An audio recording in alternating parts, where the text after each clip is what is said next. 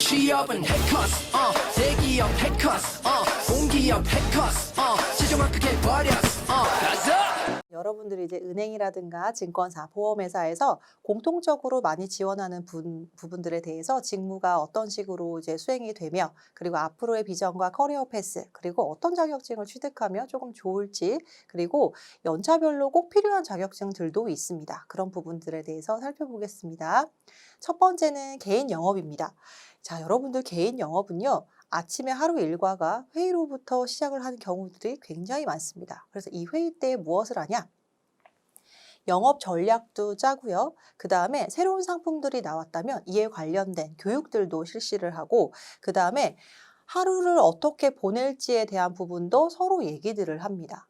이런 식으로도 하고, 그 다음에 지점 내에서 CS 담당자들이 별도로 있습니다. 그래서 막 미스터리 쇼퍼가 와서 CS 전반적인 부분들을 지점 내에 점검하고 가기도 하기 때문에 이런 롤플레잉 같은 것들을 통해서 CS 역량들도 배양하곤 해요. 그리고 이제 이렇게 회의가 끝나게 되면 여러분들 고객 상담과 이제 고객 관리 실제로 하게 되죠. 그리고 이제 고객 응대, 영업 일과 이후에는 증권사 같은 경우에는 한 3시 반쯤에 장 끝나게 되죠. 그러면 그때 이제 업무가 중단되고 그런 것이 아닙니다. 여전히 고객들을 만나게 되고요. 그리고 이제 고객 미팅을 하기 위해서 뭐 포트폴리오를 짠다든가 영업 전략을 짠다든가 상품에 대한 것들을 어떻게 하면 좋을지 이런 것들을 다각도로 분석을 합니다. 그리고 은행에서도 시세 정리, 그 금전과 관련된 그런 돈들을 정리도 하고요.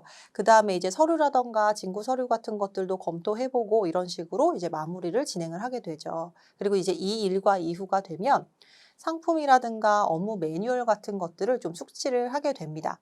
실제로 여러분들 신입사원이 되어서 이렇게 개인 영업 파트에 내가 이제 발령을 받았다라고 한다면, 이제 보통은 금융권 같은 경우에는 실제로 신입인데도 업무를 시킵니까? 라는 질문을 한다면, 특히 은행은 네라고, 은행이죠. 은행은 네라고 얘기를 좀 드리고 싶습니다.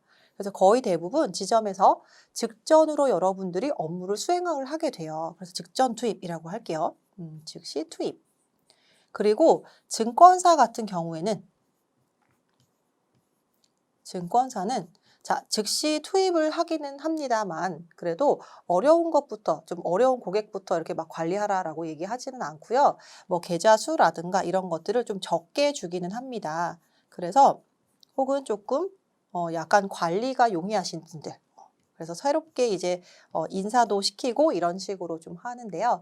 그래서 네, 직전으로 이제 일들을 하게 된다. 그런데 조금 단계별로 쉬운 것부터 점차 해 나가는 분위기다. 이렇게 좀 얘기를 드리고 싶어요. 그런데 이것도 지점에 따라서 좀 다를 수는 있습니다. 좀 바쁜 지점들은 우리가 신입이지만 여러분들이 연수원 때 단말기를 가지고 실제로 이렇게 실습도 하고 연습도 하고 이런 것들을 해봐요, 모의로. 그러면 이런 거를 가지고 야, 너네 연수원에서 이런 것들을 배워왔지 않냐? 그럼 이런 일들을 해보라 라고 그렇게 진행을 하게 됩니다. 그래서 여러분들이 요때 해왔었던 것들을 실제로 지점에서 개인 영업들을 하면서 이제 그런 것들을 해보게 돼요. 만약에 여러분들이 신입이기 때문에 여기서 했었던 것들은 사실은 연습에 불과하고 모의에 불과하잖아요. 그래서 실제로 고객님들을 만나게 되면 분명히 실수할 수도 있고 처음이라서 좀 서투를 수도 있습니다. 하지만 그런 반복 과정을 통해서 숙달이 되고 그 다음에 여러분들의 것으로 만들기 위해서 노력들을 하셔야 된다. 그런 얘기를 좀 드리고 싶어요. 그래서 여기 보시면 업무 매뉴얼이라는 게 반드시 존재를 합니다. 그래서 이런 부분들을 여러분들 것으로 숙지를 할 수 있게끔 하시고요. 그리고 해당 업무를 했을 때 누군가가 무엇인가를 알려줬다면 그걸 그냥 눈으로 보고 뇌에 묻히는, 그렇게 하지 마시고요. 여러분들만의 매뉴얼로 별도로 노트 필기도 하고 해서 여러분들 것으로 만드시면 훨씬 더 이 숙달의 속도가 빨라질 것입니다. 그래서 이런 식으로 하루 일과를 보내는구나 라고 보시면 되겠습니다. 그러면 여러분들 개인 영업에서의 비전과 커리어 패스는 어떤 식으로 잡아 나가냐? 여러분들 영업 일선에서 대고객 업무들을 수행을 합니다. 그죠? 그렇기 때문에 사실 금융업은 저는 상품을 통해서 금융상품을 통한 고부가 가치를 낳는다. 고부가 가치를 낳는 서비스라고 생각을 해요. 그래서 결국에는 서비스 전략에 핵심 실행을 하는 직무다라고 이제 보여지는 것이죠. 그래서 여러분들은 전략적 사고와 조직 관리 이런 것들을 통해서 점차 단계별로 여러분들의 상품과 관련된 것들, 직무와 관련된 역량도 쌓고요. 이제 리더십 같은 것들도 배양이 되게 됩니다. 이제 직급이 올라감에 따라서. 그래서 대부분은 이제 부서장이라든가 경영자로 성장을 하게 되죠. 그래서 직급 쭉 올라가다가 부지점장 되고 지점장 되고 본부장까지 경영지원본부장 보통 이런 식으로 되게 되거든요. 이런 식으로 성장을 해 나가게 되고요. 그리고 혹시나 만약에 이제 직무 지원으로 타 본사, 뭐 타 본사라든가 아니면 타 회사 이런 식으로도 좀 뭐 이직을 하게 되는 케이스도 있고 본사 쪽으로 여러분들이 지원을 해서 이렇게 발령을 내는 케이스도 있습니다. 근데 하지만 본사 쪽으로 가는 것은 거의 대부분의 사람들 혹은 지점에 있다가 지점에서 어느 정도 이제 경험을 쌓았으니 나는 본사에 가서도 일을 해보고 싶어요라고 하시는 분들 계시잖아요. 근데 이 수가 생각보다 많습니다. 그렇기 때문에 약간의 좀 그 자리, TO라고 할게요. TO는 좀 적지만 많은 분들이 지원을 하게 되면 되기 때문에 이 자리에 가는 것까지가 사실 쉽지는 않다라고 좀 알고 계시면 좋을 것 같아요. 그렇지만 노력을 하면 갈 수는 있습니다. 그래서 뭐 영업 기획이라든가 교육이라든가 마케팅 등등 다양한 분야로 갈 수 있고요. 그리고 개인 영업을 했기 때문에 이 경험을 살려서 다양한 다른 분야로도 진출이 가능합니다. 그래서 이런 식으로도 좀 볼 수 있고요. 그리고 개인 영업을 할 때 여러분들 이 부분은 필수적으로 취득을 하셔야 됩니다. 특히 이제 금융상품들을 판매를 하시잖아요. 그렇기 때문에 펀드 투자 권유 자문 인력, 증권 투자 권유 자문 인력 이거는 이제 여러분들이 입사 후에만 취득할 수 있는 부분들이기 때문에 당연히 취득하셔야 되고 이제 만약에 방카라든가 아니면 이제 보험 상품을 파셔야 된다라고 한다면 변액보험 판매관리사, 그다음에 생명보험 판매관리사 이런 자격증들도 취득을 해서 내가 판매를 할 수 있는 것을 득해야 됩니다. 이렇게 보시면 되고요.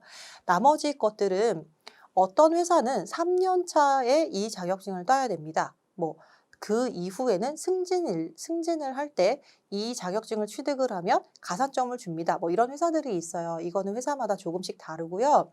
그래서 보통은 무엇을 취득하냐면 AFPK 그리고 여기를 취득하게 되면 이쪽으로도 조금 더 확장시키고요.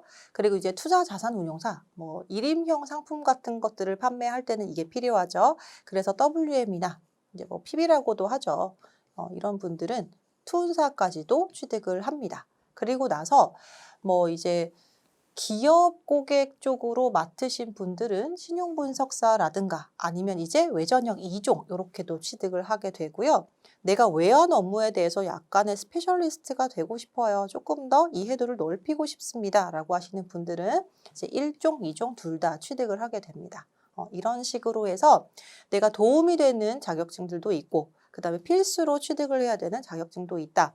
그런데 여러분들 이제 신입사원이 되었을 때 이 자격증을 신입일 때 이걸 따야 돼, 이거 판매해야 되니까 이거 취득해야 돼 라고 했을 때 가끔은 저에게 질문을 이렇게 주십니다. 선생님 이거 취업 전에 자격증을 반드시 따야 되냐?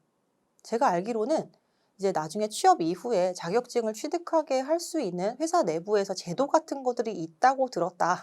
그래서 나중에 입사 후에 취득해도 되지 않습니까? 라는 질문들을 하는데요. 이거는 약간 지점마다 조금씩 다르다라는 얘기 드리고 싶어요. 뭐가 다르냐면 여러분들 제가 앞에서 이제 신입사원일 때 직전 투입을 좀 해야 된다라는 얘기를 드렸었죠. 그러면 여러분들은 회사 내에서 회사의 업무도 하고요. 그렇죠? 업무도 하고 약간 자투리 시간에 여러분들이 이런 자격증과 관련된 것들을 공부를 별도로 할 거예요. 그래서 뭐 이렇게 아침 시간이라든가 진짜 뭐 점심 시간 약간 근데 사실 금융업은 점심 시간이 별도로 없죠. 그래서 중간에는 시간 내기 힘들고요. 업무의 시작이나 마감 때쯤에 좀 시간을 내야 되고 그 다음에 집으로 돌아와서 약간 이렇게 자격증 취득을 해야 돼요. 그러면 일과 시간에는 업무도 해야 되고 그 다음에 다녀오면 이 업무를 습득하기도 지금 바쁜데 자격증을 취득을 하기 위해서 또 다른 에너지를 또 내야 되잖아요.